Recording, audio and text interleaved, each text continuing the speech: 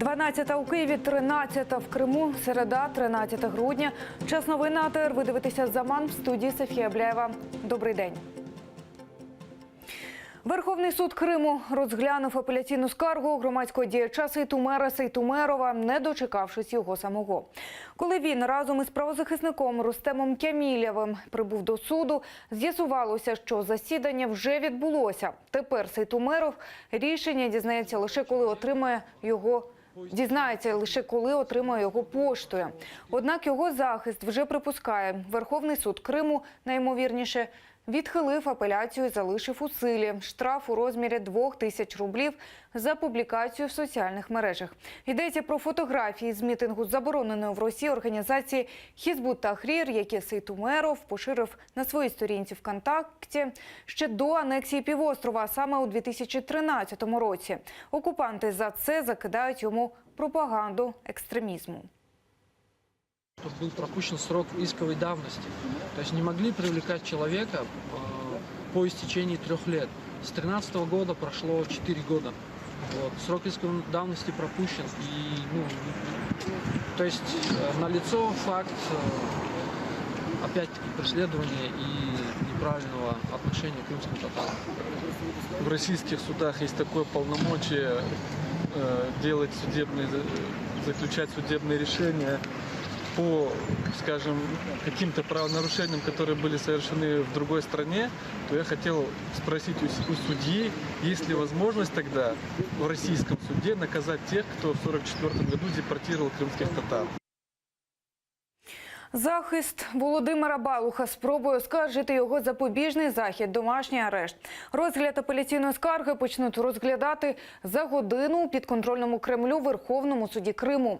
Український активіст Володимир Балух, який майже рік провів у СІЗО за сфабрикованими звинуваченнями, з 1 грудня перебуває під домашнім арештом. Йому заборонили залишати житло, спілкуватися зі свідками та користуватися інтернетом і поштою. А вже завтра справу Балуха знову спробує розглянути Роздольненський райсуд.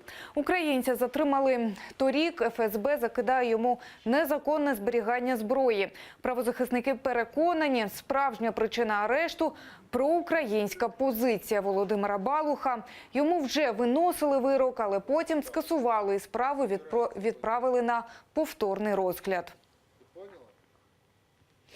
Наталю Поклонську треба судити як військову злочинницю. Так заявив прокурор Автономної Республіки Крим Юндос Мамедов.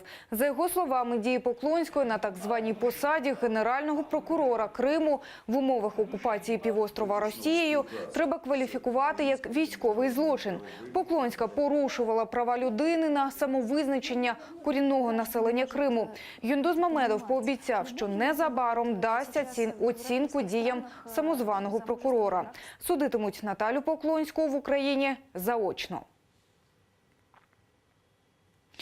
Меджліс направив офіційне звернення в ПАРЄ, аби не допустити повернення до її складу російської делегації. Про це на своїй сторінці у Фейсбук написав голова Меджлісу Рефат Чубаров. За його словами, Кремль нині активізував всі явні і приховані важелі впливу на європейських політиків, аби відновити з початку наступного року повноваження своїх представників у ПАРЄ. Саме тому Меджліс вирішив звернутися до президента і депутатів, членів парламентської асамблеї, а також до Генсека Ради Європи. Окрім того, наголосив Рефат Чубаров, сьогодні його заступник Ахтем Чийгоз навідається до Страсбурга, аби особисто озвучити позицію Меджлісу.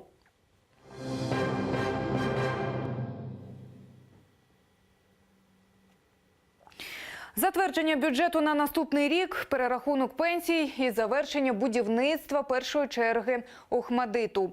Про це сьогодні говорив прем'єр-міністр України Володимир Гройсман на засіданні уряду. Там працює наша кореспондентка Олена Стецюк. Вона розповість більше. Олена, тобі слово. Вітаю, колего. Перш за все, прем'єр-міністр Володимир Гройсман подякував сьогодні народним депутатам за ухвалення проекту держбюджету на наступний рік і свою промову присвятив сьогодні обіцянкам та їхньому виконанню. Та додав нову. За його словами, після ухвалення держбюджету на наступний рік життя українців у наступному році стане краще, ніж у цьому році. Крім того, він сказав, що він назвав ряд виконаних обіцянок, серед них і те, що дитяча лікарня «Охматдит» вже добудована. Прошу пряму мову Володимира Гройсмана. Ми в цьому питанні поставили крапку, зламали всі корупційні схеми і завершили будівництво «Охматдиту», першої його черги. Сьогодні ми приймемо рішення про введення в експлуатацію першої черги. Далі відповідальність Міністерства охорони здоров'я. Я закликаю вас з новим керівником закладу за 2-3 місяці запустити заклад повноцінно в роботу. Крім того, за словами Володимира Гройсмана, сьогодні уряд має ухвалити рішення про наглядову раду для «Нафтогазу». За словами прем'єр-міністра, вона має бути незалежною, а також співпрацюватиме з урядом. Завдання – знизити ціни на газ в Україні. А для цього потрібно виконати кілька рішень. По-перше, наростити видобуток власного газу в Україні та перетворитися з країни-імпортера на країну-експортера. І ще однією обіцянкою, яку, за словами Гройсмана, виконав його уряд – це осучаснення пенсій.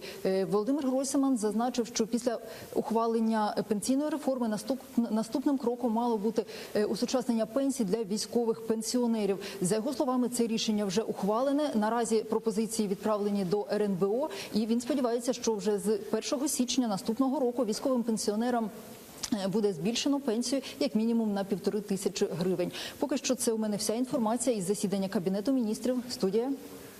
Дякуємо. Це була наживо з нами наша кореспондентка Олена Стецюк. Вже у наступному випуску «Замар» ми розповімо детальніше про це. Справу про смертельне ДТП у Харкові. Районний суд міста у ці хвилини переобирає запобіжний захід Олені Зайцевій. Термін тримання під вартою головної підозрюваної у кривавій ДТП спливає 16 грудня, тож прокуратура подала клопотання про його подовження. Нині кермувальницю «Лексуса» Олену Зайцеву тримають в СІЗО без альтернативи застави. Також сьогодні суд вирішуватиме, чи залишиться під вартою другий учасник ДТП – водій «Фольксвагена» Геннадій Дронов. Термін дії його запобіжного заходу також закінчується 16 грудня. Смертельна аварія сталася в Харкові всередині жовтня. «Лексус» Зайцевої на перехресті не розминувся з «Фольксвагеном» Дронова. На місці ДТП загинули 5 перехожих, 6-та людина померла в лікарні. Ще 5 зазнали травм. Фігуранта резонансної справи про ДТП львівського бізнесмена Петра Демінського можуть оголосити у міжнародний розшук. Напередодні суд дозволив Генпрокуратурі затримати президента футбольного клубу «Карпати». Його підозрюють у скоєнні смертельної аварії на Львівщині у серпні, внаслідок чого загинула жінка. Провину на себе взяв охоронець Демінського Андрій Борщ. Його спочатку взяли під варту, а згодом змінили запобіжний захід на цілодобовий домашній арешт. Нині з охоронця зняті звинувачення в скоєнні смертельного ДТП, але висунули звинувачення у приховуванні злочину.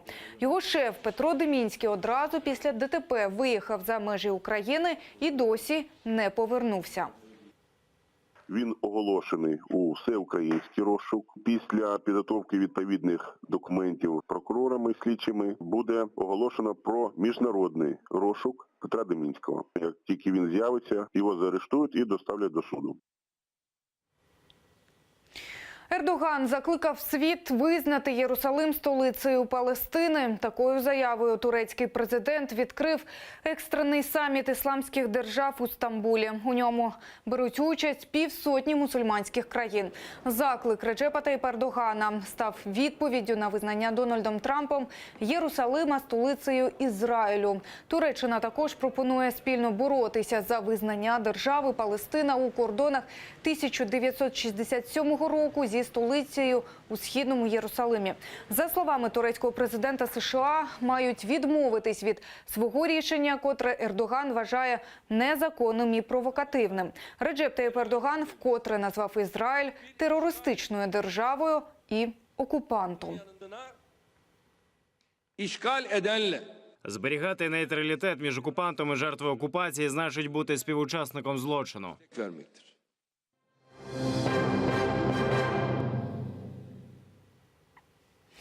Обмін полоненими між Україною і ОРДЛО може відбутися до 25 грудня. Про це повідомляють російські ЗМІ із посиланням на джерела в Мінській контактній групі.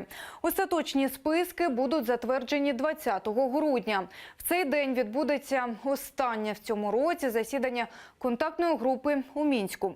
74 українських бранців мають обміняти на 306 полонених зі списку бойовиків. Щоправда, у ньому досі лишається невідомою доля 30 ув'язнених, які не хочуть повертатися в окуповані Донецьк і Луганськ. До них українська сторона пропонує відправити незалежних експертів, аби ці підтвердили їхні наміри. Утиски кримських татар і свавілля окупаційної влади в Криму. Про це знову говорили у Києві. В американському домі відбувся перший в Україні захід з нагоди 70-ї річниці загальної декларації прав людини. Серед запрошених гостей були лідер кримських татар Мустафа Джемілєв і заступники голови Меджлісу Ахтем Чийгоз і Ільмі Умеров. Обшуки, викрадення, арешти і тортури. Та Кремль чинить з усіма незгодними з анексією Криму. Про це заявила посол США в Україні Марія Йованович під час свого виступу в американському домі. Там відбувся перший із українських заходів, присвячених річниці загальної декларації прав людини. Її рівно 70 років тому ухвалила Генеральна асамблея ООН. Российские спецслужбы развернули широкомасштабную кампанию запугивания для подавления любого несогласия с оккупацией. Их тактика включает убийства, похищения, нападения, исчезновения. Серед запрошених гостей в американському домі були лідер кримсько-татарського народу Мустафа Джемілєв, а також заступники глави Меджлісу Ільмі Умеров та Ахтем Чийгоз. Всі троє колишні політв'язні. Про порушення прав людини в Криму вони знають не з чуток. Мы за несколько лет до оккупации шутили, что при Украине нам не светит сидеть в тюрьме, вот быть тем таким вот показательным борцом, как Мустафа Ага, потому что нас не посадят. И 10 декабря мы каждый год выходили и говорили о таких правах, как на землю, за язык, о чем мы сейчас говорим в Крыму. Ніхто не може бути підданий довільному арешту, затриманню або вигнанню. Це слова з 9 статті Загальної декларації прав людини. Але його та решту прав, зафіксованих у міжнародному документі, систематично порушують кримські окупанти. Лідер кримських татар Мустафа Джемілєв переконаний, ситуацію може змінити лише деокупація півострова. Нужно последовательно и масштабно везде информировать людей о том, что в каком состоянии оказался народ в оккупированном Крыму. Люди должны понимать, что у жителей Крыма в условиях оккупации нет будущего, не только у крымских татар. Джемілєв, Чийгоз та Умеров знову закликали світову спільноту не припиняти тиск на Росію, аби Крим нарешті повернувся додому, в Україну. За даними моніторингової місії ООН, лише за останні 3 місяці на окупованому півострові російські силовики заарештували 500 кримських татар. Оксана Гуцул, Асан Емінов, Заман, АТР. Вашингтон хоче повернутися до питання окупації Кримом. Це дав чітко зрозуміти держсекретар США Рекс Тіллерсон. Він зазначив, що зараз пріоритетним є питання припинення війни на Донбасі. Сполучені Штати не миритимуться з російським вторгненням в Україну, але водночас, за словами Тіллерсона, американська влада зробить усе можливе, аби Україна повністю відновила свою територіальну цілісність, тобто повернула Крим.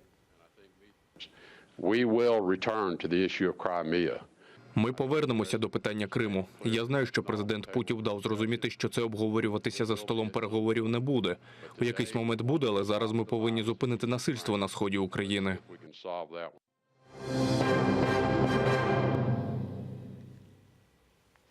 Витончений жіночий та яскравий чоловічий. У Києві відбулась презентація кубків та логотипів фіналів Ліги чемпіонів УЄФА 2018. На захід запросили президента Федерації футболу України та амбасадорів чоловічої та жіночої ліги чемпіонів Ії Андрющука та Андрія Шевченка. На презентацію офіційної символіки мер Києва Віталій Кличко запевнив, столиця проведе фінали Ліги чемпіонів на вищому рівні. На облаштування полів виділено 50 мільйонів гривень. Фінальні матчі жіночої та чоловічої ліги чемпіонів УЄФА Київ прийматиме 24 та 26 травня. Наразі це всі новини. Аби знати більше, дивіться наступний випуск «Заман» о 13-й. Будьте з нами.